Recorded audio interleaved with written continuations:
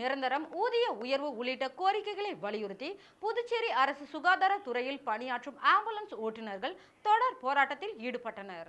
புதுச்சேரி சுகாதாரத்துறையின் கீழ் புதுச்சேரி, காரைக்கால், ஏனாம் பகுதியில் 60க்கும் மேற்பட்ட ஆம்புலன்ஸ் ஓட்டுநர்கள் பணிபுரிந்து வருகின்றனர்.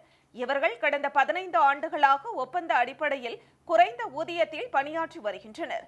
இவர்கள் தங்களை பணி நிரந்தரம் செய்ய வேண்டும், அதுவரை தற்போது வழங்கப்பட்டு வரும் ஊதியத்தை உயர்த்தி வழங்க வேண்டும், தற்போது வழங்கப்பட்டு வரும் ஊதியத்தை மாதந்தோறும் வழங்க வேண்டும் உள்ளிட்ட கோரிக்கைகளை வலியுறுத்தி இன்று முதல் தொடர் போராட்டத்தில் ஈடுபட்டனர். முதலாவதாக இவர்கள் புதுச்சேரி சட்டமன்றம் அருகில் உள்ள சுகாதாரத்துறை அலுவலகத்தை முற்றுகையிட்டு போராட்டத்தில் ஈடுபட்டனர்.